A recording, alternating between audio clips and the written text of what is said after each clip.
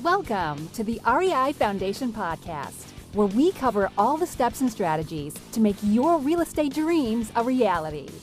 Now your hosts, Jason and Peely.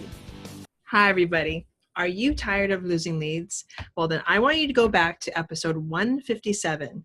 We interviewed Tom Caffarella, and this guy is a monster at finding leads, keeping leads, and converting leads. And Tom has a special offer for you. He is now giving away his simple 3-step process for how you can more than double your investment business this year by building a brokerage team without taking up any of your time. What? And if this sounds awesome, which it does, you can find all about it at www.buildateamthatbringsyoudeals.com. Again, www.buildateamthatbringsyoudeals.com. Everything you need to know, go check it out. Hi, everyone, and welcome again to the Real Estate Investing Foundation with Jason and Peely. Today, we have a very special guest. His name is Gene Guarino. Hi, Gene. Hi, Gene. How are you doing? Good to see you both. Good to see you as well. And a little bit about Gene. Gene is president of Residential Assisted Living Academy in Phoenix, Arizona, and has over 30 years experience in real estate investing and business. Today, Gene is just focused on just one thing. We're going to talk about this a lot today, investing in the mega trend of senior assisted housing. Having trained tens of thousands of investors, entrepreneurs over the last 25 years, he now specializes in helping others take advantage of this mega trend opportunity. Wow. Well, welcome, Gene. And that's a lot in there just for a short bio. So, Yes. We're going to just backtrack that a little bit and just start with, well, just where you are today. How did you first even get started in real estate? Well, it goes a long way back. I'm an old guy now with a white beard, but when I was 18 years old, that's when we bought our very first house. I was actually a professional musician, had a recording studio, small record label, and we were renting a house from a guy for 2 years. So when I was 16 to 18, terrible landlord, old beat up building. And we said, that's it. We're either going to shut it down or we have to get something else. And looked up the street, saw a for sale sign, walked up, pulled that sign out of the front yard, walked home with it, got on the phone, dialing. That's a reference to how old I am. And, Rotary dial? Yeah. Yeah. Ended up buying that house, no money down, because we had no money. We had no clue. But that was the beginning of now 30 plus years in real estate, from buy and hold to fix and flip and everything in between.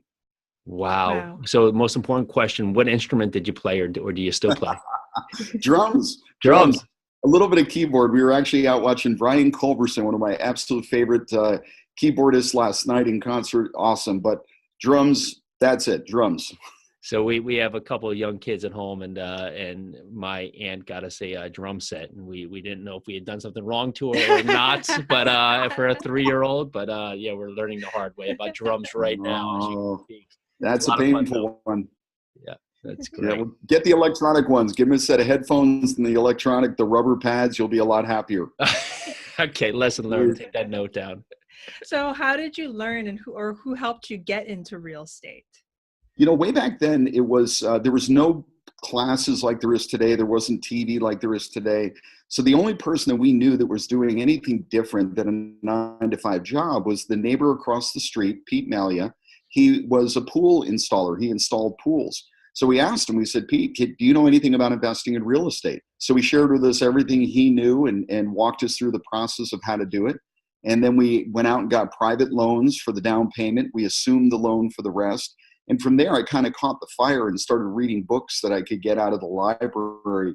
I remember some of the names, Ed Beckley, and this is even before Robert Allen, or just the very beginning. But prior to him was the guy named William Nickerson. The book was published in like 1964 or something like that. Learned, asked questions, and took action. Great. Wow. And you talked about a couple things there. You were talking about private money. Mm-hmm. You had taken on private money before, and that was one of your first deals there. You went out and just asked friends and family for money for your deal? That was pretty much it, because after the banks turned us down, we had no choice. And it's kind of funny because everybody always says, oh, don't go to friends and family. And I'm like, well, what's the alternative? Enemies and strangers? It just kind of sounds weird, right? So you have to go to the people that know you, love you, trust you. And that's what we did. Wow. So going back to that first time when you took that stake out of the front yard and you got on your phone and you called, what allowed you to take that first step? Like, was it something mental? Was it something going on in your life? Like, what made you take that first action step? I think a lot of times we talk about the why. Why do you do what you do? And for us, it was pretty simple. We had that business and it was either literally shut it down, and 300 music students, a recording studio, small record label, all out of a single family home that we were just making the best use of it. We were living upstairs and running the business downstairs.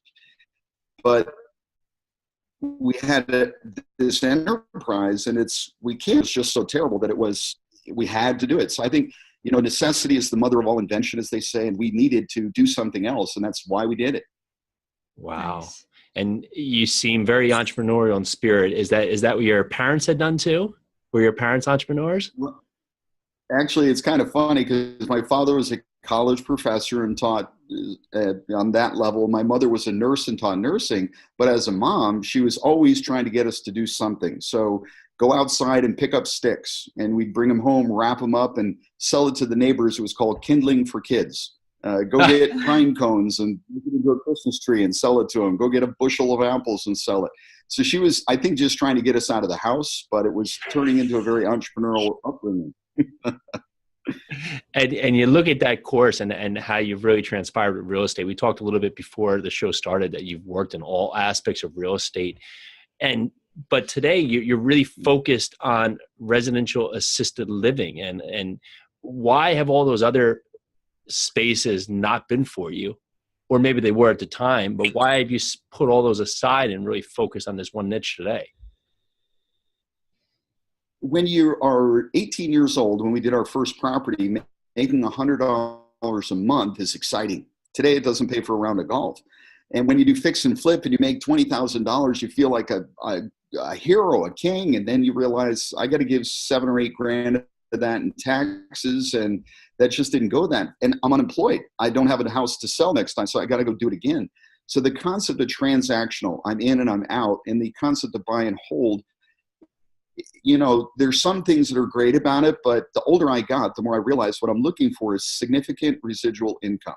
Not 100 a month, but thousands a month, and not 2,000, but 10 or 20,000 a month. So when I thought about that from a money-making perspective, and then bigger picture, what's happening in our world, the baby boomers drive our economy for the last 60, 70 years or so. Where are they going? And the answer is this silver tsunami is aging. They need help. They need a place to live. So it's the perfect mix of real estate, business, and being at the right place at the right time. Is there areas that work better for this? I would assume that, of course, some of the warmer areas, Florida, Arizona, where people are moving, but can this work in New Jersey, like in my market? Can this work anywhere if you have the right opportunity? Yeah, it absolutely can work anywhere because you guys know in New Jersey, the concept is I retired and moved to Florida. And if you're west of the Mississippi, retire, move to Arizona. But the reality is most people stay at home. They want to be near the kids and the grandkids. And it looks like you guys are expecting, so that's great. Awesome. Yes, we are. So the kids and the grandkids, yeah. And they want to be there. So a lot of them age in place in Jersey, in Maine, in the cold states, as well as the warm states. So there are 30 to 40,000 of these homes in the U.S., what we do, this residential assisted living. Most of them are very small, mom and pop, 5 or 6 beds. But then there's people like myself that have 10, 12, 16 beds in that home. And we're making a business out of it all over the country. So you definitely can do it in Jersey as well as Florida or Arizona. All right. So if, say, we were looking at space, let's be self-serving here. If we were looking at New Jersey and we were doing, what would we look for? What is something that when you go out there and help your students look for a property, what do you teach them to look for, and help us understand a little bit more of the process? And are we managing these homes, and is there certain licenses and laws that we're abiding by? Of course there are, but what would be some high level items? So the first thing is location. You know, in real estate, we always talk location, location, location. The location that we're looking for is not near the river or the mountains it's not that, it's the people that live around. So the demographics. So your target demographic is probably 50 or 60 years old. Their parents are 80 and 90. They're the ones that are going to be in assisted living. But the kids who are 50, 60, that's who your real client is. So you want to be in areas that are not below average and not at the top, but on a level 1 to level 5, and that's what we teach. Level 3, 4 is kind of our sweet spot. So it's upper middle income in a nice area, and you want to be right in the middle of that neighborhood, not on the outskirts. We're not paying for the view. What mom needs is help and care for, or dad, a lot of women compared to men, but what they need is the care. And they want to be as close to the kids as possible, and the kids want to go visit. So the location is the right demographics, and then nearby a lot of those people in that demographic. Then the next piece is knowing what the rules are, the rules and regulations. It's playing a game. And once you understand the game, the rules, we can play the game and win. But if you don't know what the rules are, you can't win. There's different rules in different states, different locations, even in Jersey, whether it's Hoboken or whether it's, Atlantic City, there's rules. So you need to know what the rules are in that location, and now we can begin playing the game. So in terms of, if you're looking for a product, I would assume you're looking for single-story homes, large footprints, hopefully a lot of bedrooms. And are you looking at buying just the real estate and then hiring a company to come in there and help with this, or to help us understand a little bit more of the process? So you got it. So there's two parts. Real estate is one and business is the other. So let's talk about the real estate first, location. Just like you said, if it's a large footprint, meaning single level, a lot of space, 3,000-4,000 square foot house, that's perfect. But there aren't a lot of those in Jersey. There are a lot of 2 stories and attics and basements and so on. So in a lot of places in the country, these are done in multi-story homes, perfectly fine. In Arizona and other places, there are single level ranches, that type of thing. That's even better, because any senior with any mobility issue isn't going to have a problem if there are no stairs for them to go up and down. So the location is key. The size of the home, it's probably going to be bigger rather than smaller. Not a 3-bed, 2-bath kind of a beginner home. It's going to be the bigger home that you see. And it may be the home, and I'm going to start to describe it, that some of you have passed on because it was too big. I can't rent it. I can't make enough money on the rental. Or they converted the garage into living space, and they have grab bars all around, and they took out the bathtubs and put in roll-in showers, and they even had a sprinkler system in the house. And now you're thinking to yourself, oh my goodness, that would have been a perfect residential assisted living home. Wouldn't have had to do any renovation to it. On the other side, people either pass on it because it's too big, or it's on a busy corner, power lines, it's not, and I'm like, that's perfect for me. Mom doesn't sit out in the front yard. We don't need to play catch in the backyard. So on the busy corner is perfect. That means easy to find. Other people say, I don't want it. The kids don't want to play outside. I'm like, that's the perfect location. So there's a lot of differences, yet it's a single family home in that residential neighborhood. Getting down the real estate side, you do some things to the home to make it senior friendly, but not ADA compliant. So it doesn't need to have a commercial kitchen or all of those things, but senior friendly. Grab bars near the showers and toilets. You're going to have wider doors if you can, smooth floors, get rid of the shag carpet, put in a smooth floor, less trip hazards, smoke detectors hardwired together for sure. If they require it, a sprinkler system, fire suppression. Frankly, even if they don't require it, do it anyway. It's safe. And I'm going to pause for a minute because I know some people are thinking that's a lot of work. That's a lot of extras. But what we're going to talk about is a concept where you can take that single family home, and after all expenses, including the real estate and everything, you can net $10, $15, even $20,000 per month from that single family home. So I'm going to answer one more question that you asked, and there's so many to answer. Sure. I don't want you to be hands-on. I don't want you to live in the house. I don't want you to be the manager, the caregiver, the cook, the baker, the candlestick maker. Do it as a business, right location. We're going to find the manager. They're going to hire the caregivers and fill the house. And so my job, your job would be to manage the manager. So today I texted my manager a couple of times, and actually we're going over to the house to shoot a commercial later today. So I will see her today. I will see the home, one of the homes today, but I'm usually not over there very often at all. The only time I may go to the home is when we do one of our live trainings and we get in a bus and go see the homes. Other than that, I talk to her on the phone, text, email, occasional Skype. 5 to 10 hours a week is what I invest to manage the manager and oversee the homes.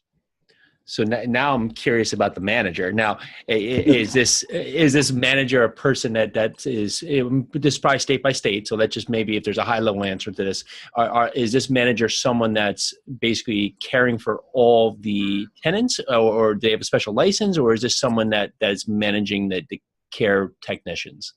I don't know if I'm using the right technology or if I'm just making it up. No, you're doing pretty good, and that's a great question. The manager is really key to your success. And just like in anything, good people and having the right team of people is really important to be successful in anything you do.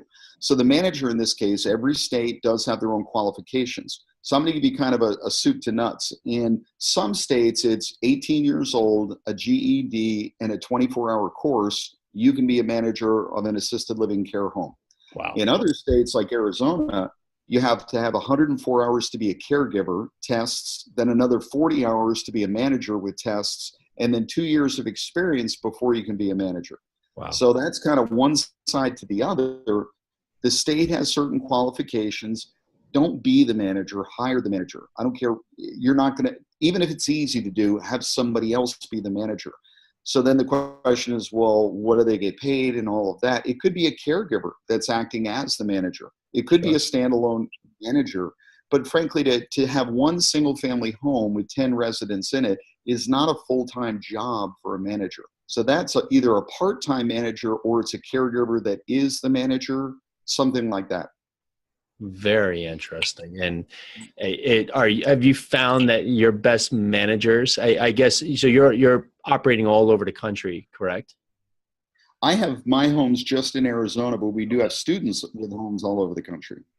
So maybe we'll talk a little bit about hiring. Because I would figure as managers, you said this is the basically your lifeline to your property. What's some key things you would be searching for this manager? What would really stand out for a person that helps you be so successful in your business? I think, I actually told my current manager, I said, the less I hear from you, the more you get paid. Good point. Yeah. And I mean that is, the point is, what do you need to be successful? You're trained, you know what to do. Here's what I need you to do. I need you to keep the house full. I need you to keep everybody happy. I need you to make sure that the caregivers are excellent and they do what they're supposed to do and the families are happy because mom and dad are taken care of. And as long as that all happens, life is good. So some managers are more capable than others, just like in anything in life. So you're looking for somebody who's a self-starter is one way to say it, but I want somebody who's going to take ownership, pride of ownership.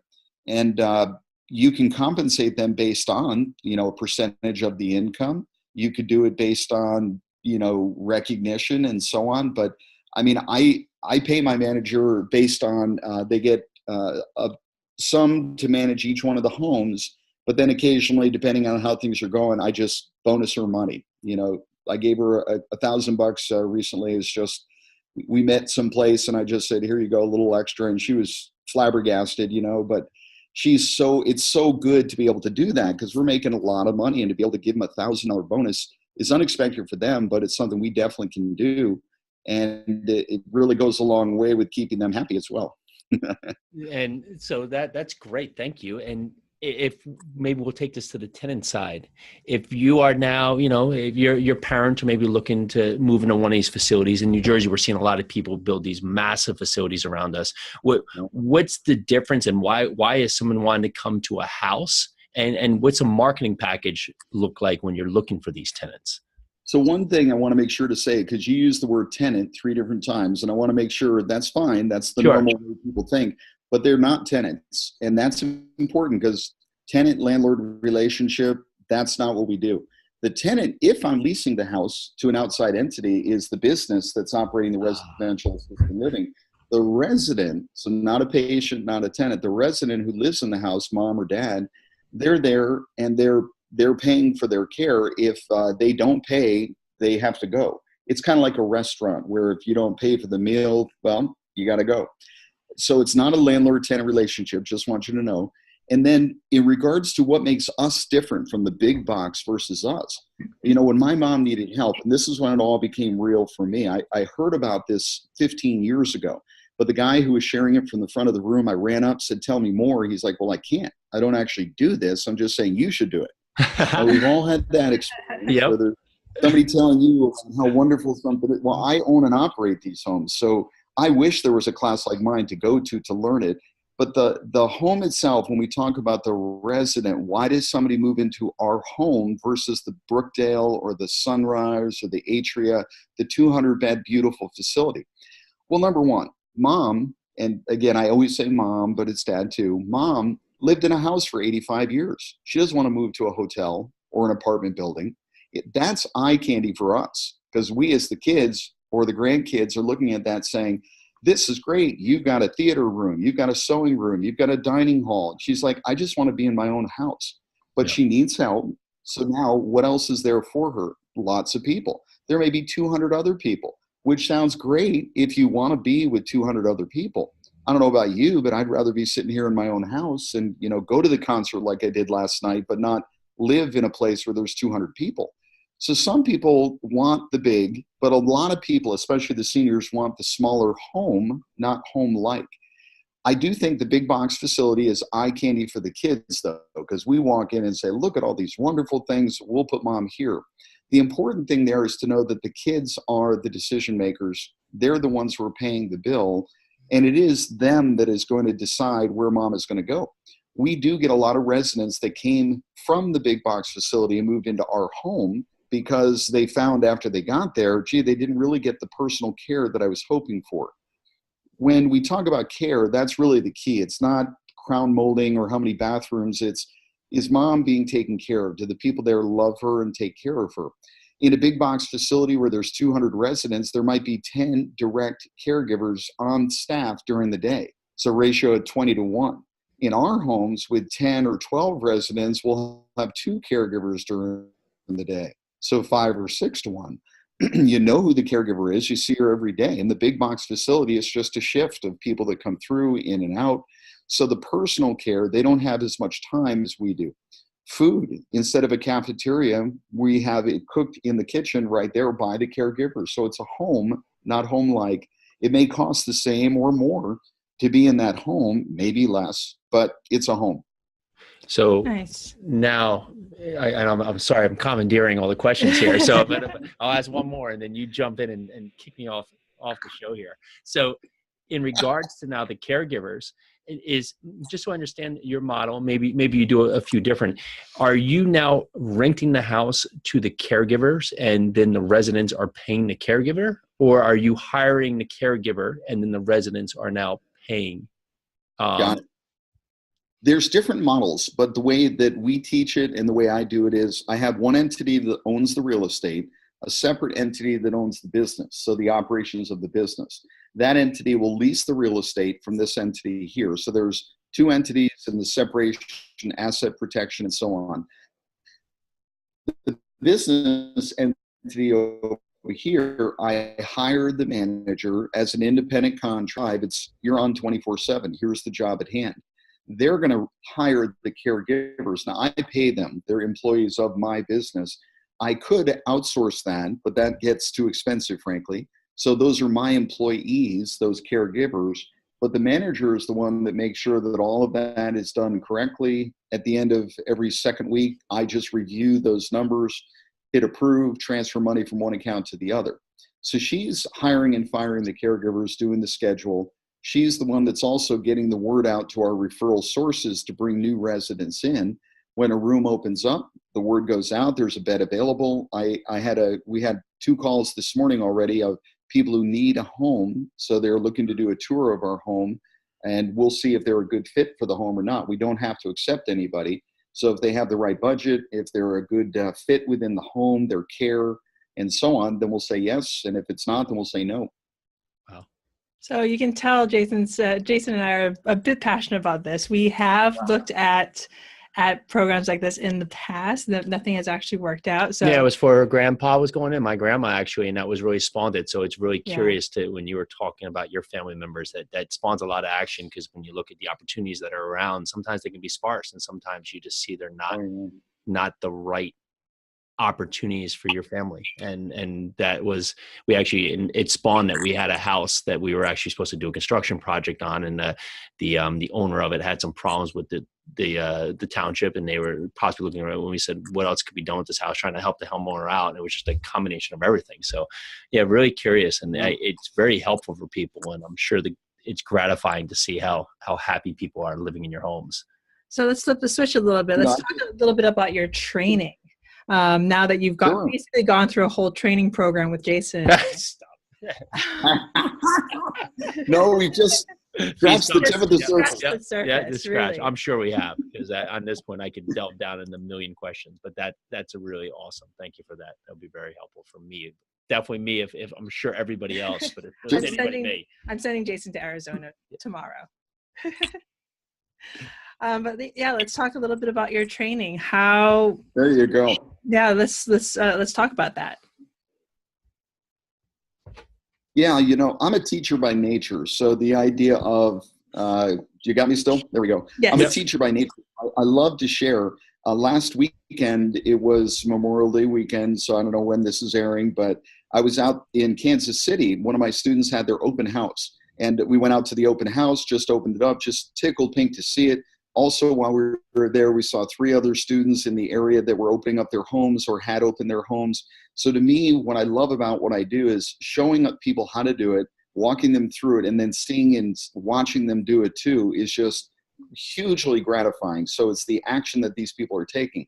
So when we did the training originally, in the past, again, I've been around for a long time, I bought tons of books and tapes, bought the books, put them on the shelf, never watched, sold them in a garage sale for $10 2 years later. That doesn't work. So for me, I wanted to create a training that it's an immersion training. You come see it, touch it, feel it, smell it.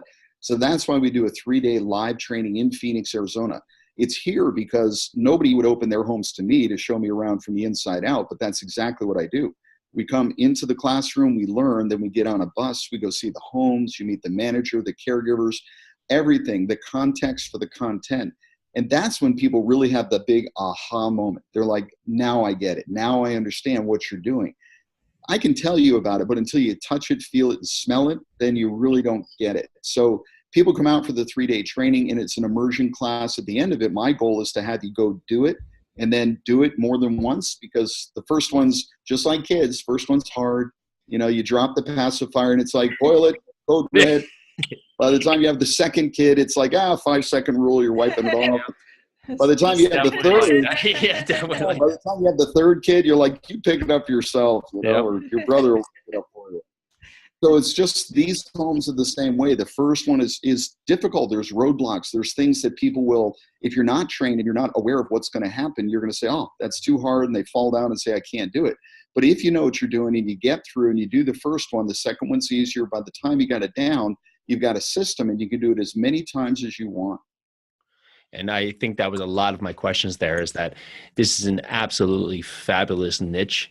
But there's just a lot of things that people find that, it's scary. You're dealing with the business, you're dealing with a point, but there's so many different points. And if you're looking at population trends and just the patterns of where we're moving here, there's a lot of reasons you should be looking into this class. And Jean is top of the notch. So in regards to your program, you do this course, I know it's coming up. You're doing this a number of times a year, or how many times a year are you putting a course out there for people to come into Arizona? We have 8 trainings a year. Wow. And, awesome. So our next one is actually literally this weekend. We start with our cocktail hour tomorrow night, but the next one is in July, then September, and so on. And when it comes to the training itself, by the way, we decided at the beginning, I've got a free training that I'm going to give everybody access to. It's about 1 hour and 15 minutes in 7 parts. You'll all have access to that. You'll learn a ton, because I know you've got questions, those who are listening, and you're wondering, what about this and what about that? It'll answer a lot of those questions and decide if this is something right for you.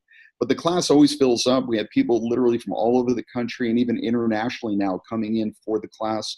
We do it in Phoenix because we see the properties, and you'll meet amazing people. I'm always blown away by the quality of people in that room who are there for this purpose. We even have a national convention now that's in Scottsdale in October, and it's real exciting. We'll have like 500 people at the national convention this year. Wow. Yeah. If you look at the next 5 years of your business, where do you see it going, and where do you see this industry going? The baby boomers are here, and you cannot stop them. It's an unstoppable force. This is a good business now, but 10 years from now is when the baby boomers are going to hit. And so it's a really good business now, and our timing is great. So this is just going to continue to ramp up. Then very quickly after that, we will continue to train people.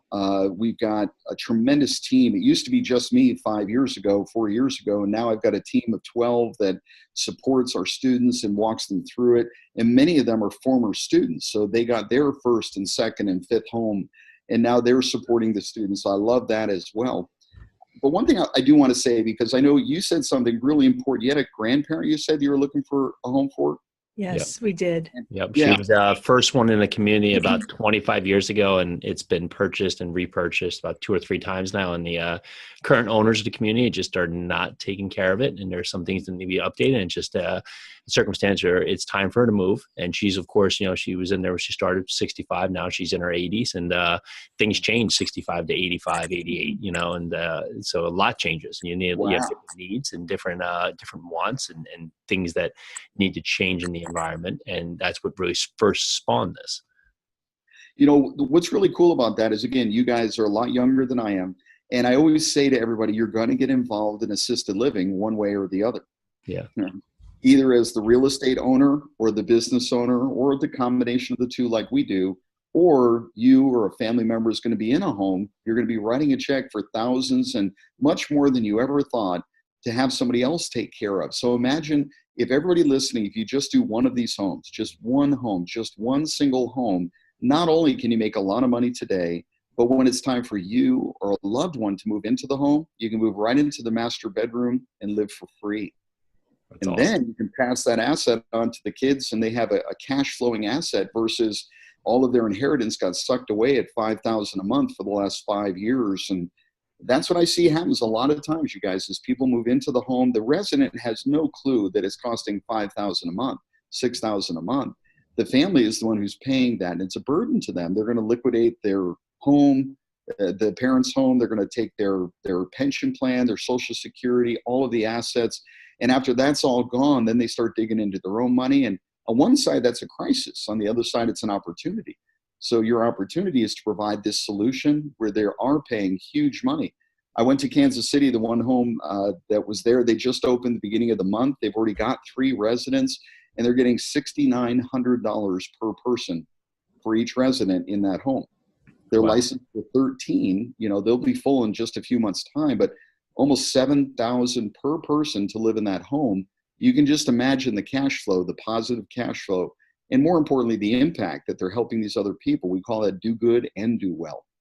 So let me ask you, maybe if you're a resident that looking for one of these homes, maybe we have someone listening to the show that's thinking about moving. Does insurance ever help with this?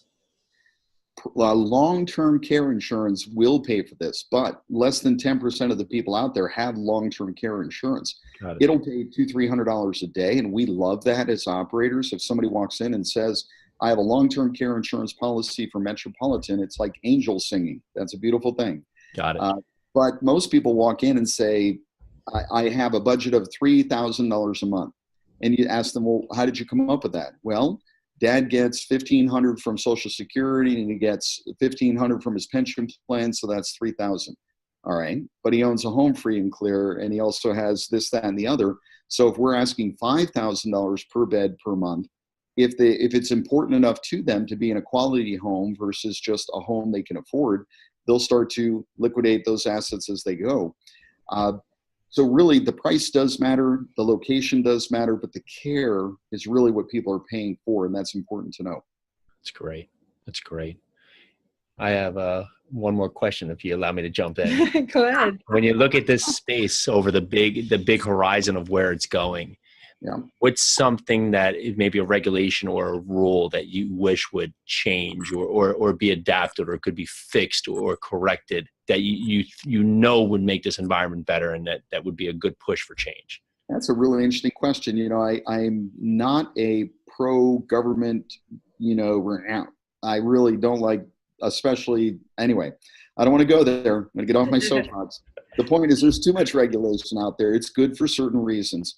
But what people need to understand, and it's not us, because we're entrepreneurs and we look at this from a money-making standpoint, and there's a need, so we have a solution. So we get it.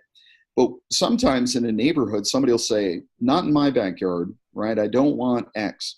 And it's ignorance. They're not sure what it is. So it's easier to say no than I don't know what it is, so I'm just going to say I don't want it. The Fair Housing Act works in our favor. They can't discriminate against grandma. Even the places that have said you can't have more than 4 unrelated adults, well, that's discriminatory. That wouldn't hold up in a court of law. So what I would love to see, just more acceptance so that people say, oh, it's a home for the elderly in the middle of the neighborhood. Beautiful. We're wonderful residents. We keep the house looking great. There's not parties till midnight. There's not, kids with the hot rods going down the street, and it's not a bunch of people sitting outside smoking, and it's a home for the elderly. So it's a really good addition, and it actually brings up property values, even though people think it'll bring it down. It actually brings it up statistically, and that's a report we're actually putting together with our association to prove the point. But it's a good thing, and I would love to see not regulation, but just acceptance in general for things that are different. But I get it, because sometimes people lump us in with group homes for drug addicts or sex offenders or things like that. And it's like, I get that. They need a place as well, but I can't say I would like that next door. But when you're talking about 85-year-olds living in a home, no worries there, So we've gone a little bit over, but we have a few short form questions we'd love to go over with you. And then before we let you go, that's okay. Yeah. Pili, you're like a ventriloquist, though. He does all the. It's been one of those where I've jumped in, so I'm letting her. All right, go. I'm glad you're both interested. 73 questions from Pili. Go. No, I'm speechless now. No. So really, what steps would you give someone like that's either new to real estate or even an investor like Jason and I, who we've done multiple asset classes. We've never jumped into this one. What would be the first step to taking the jump into this asset class? The first thing and most important thing is to know that it's not about the real estate. All right. As real estate investors, it's easy. I can fix it, flip it, shine it up, sell it. Mm-hmm. It's about location. So where it is much more important than what it is. So I could scrape the house away and build it brand new, and that is a great way to go as well. But it's the location. So the business is more important that it runs successfully. If you just want to be involved in the real estate part, more important than getting the house is finding the tenant. So what I mean by that is you need to know who you're going to lease it to. Because if I wanted to get into a certain neighborhood and saying, I don't want to spend X number of dollars for the house, but you two are real estate investors, I'm willing to lease the house from you, but I want a couple of things. I want a 5-year lease. First of all, are you okay with that? Yes. Good. Yep. Number 2, I want you to do some work on the house that I need to get done. Maybe it's doing some work with the bathrooms, maybe doing smoke detectors or something where it's going to cost you some extra money, but I'm willing to pay maybe up to twice the market rent. 5-year lease, but I need you to do some modifications to the house. So now if we can come to an agreement like that, now your next question would be, tell me where you want the house.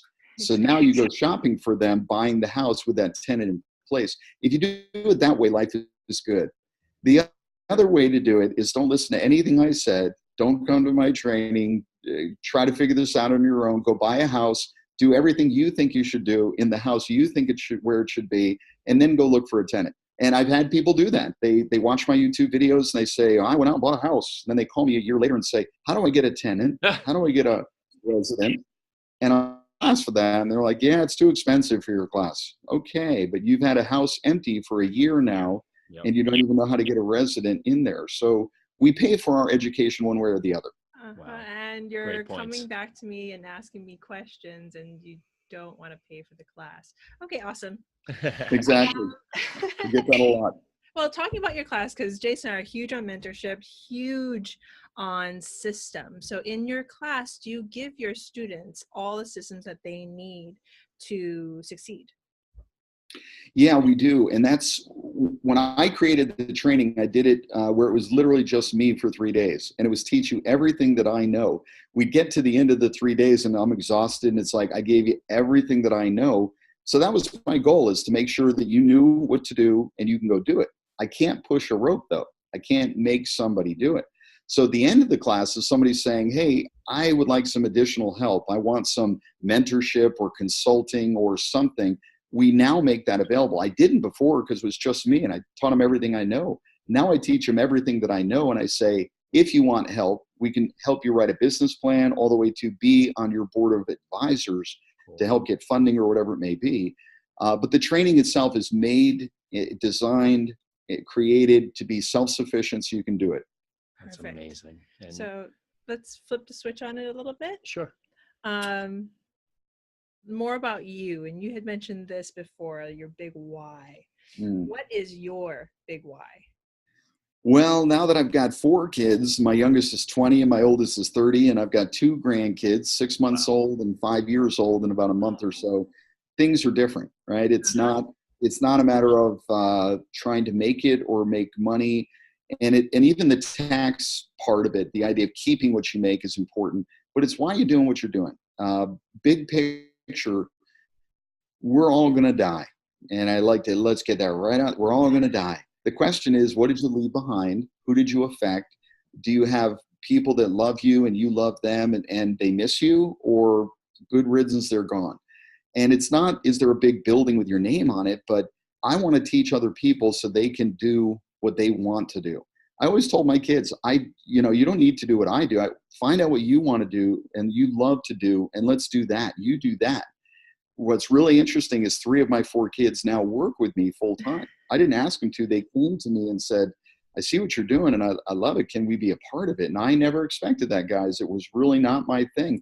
I've been a lifelong entrepreneur and they were really not interested in other things. I've had them do work for me, forced them. They call me Pharaoh sometimes, digging holes and shoveling rocks. And it's funny. It's a family joke. But no, when they came to me and wanted to be a part of it, that's, I think, when you know you've really done something, you've left something behind. And I know if I were literally just to close my eyes and pass away right now, I'm in great shape. The family, they'll be sad that I'm gone. If you want to have that conversation, we can, but I'm good. But I taught them well. They know in their head and in their heart what they want to do, and they have the skill to be able to do it. That's what I want to help other people with. Get to that point where it's not about the money. It's not about stuff. It's about doing something good. Nice. Great answer. Yeah. Great answer. And you have some words that you live by. Man, there's so many. But, our motto is do good and do well. I have no problem with making money, and I love to give money away. That's the do well part. I think a lot of people, frankly, are afraid of success. And that fear of success, it's subconscious, but it sabotages most people. They think it's a fear of failure, but no, they know how to fail. They've done it many times. It's, what if I succeed? What if I actually make $20,000 a month from one property? I'm going to want a different house, different neighborhood, different car. My friends may be different. And actually the people around them are critically important, because you got to hang around with people that are supporting you, that want to go with you, not hold you back. They love you, but they're like a crab in a bucket pulling you down. Because if you make more, you might want to move to a different neighborhood and do different things. So do good and do well. It's a good thing to make money, but do something good. It's great. Great answer. And final question, unless Jason has 10 more. No, only 30.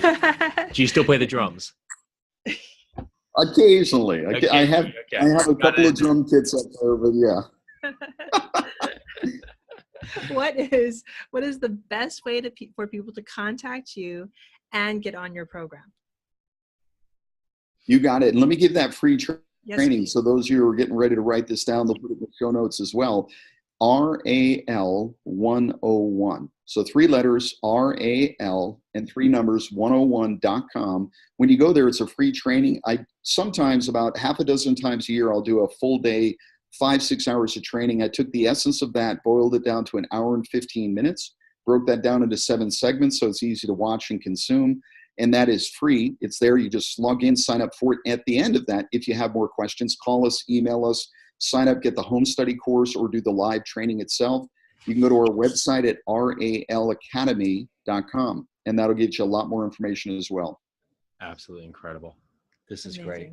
Well, Gene, we really appreciate this today. This is a great space for people to learn about. And RAL101.com, I would say go there. An hour of your time, an hour and 15 minutes is going to be well spent learning about a great space in real estate. So, Gene, thank you very much. Thank you so very much, Gene. It's been a pleasure having you on. It's a pleasure. And it's so great to have a couple doing this as well, because a lot of times it's just one person sitting there. And I love this, you interacting and doing business together. So keep it up. Except when I steal the show and talk the whole time. But not on that point. So he's prettier than I am. Stop. No, I won't say that. Well, thank you again, Gene. Yeah, and thank you. Thank you, everyone out there, for listening. This is the Real Estate Investing Foundation podcast with Jason and Peely. Thank you again for listening. So grateful. Bye now. Bye-bye. Hey, everyone. Looking for lending for your next project? Well, we want to introduce you to Fund That Flip. So what is Fund That Flip? Well, Fund That Flip is fast, affordable funding for your next real estate transaction. And trust me, we know.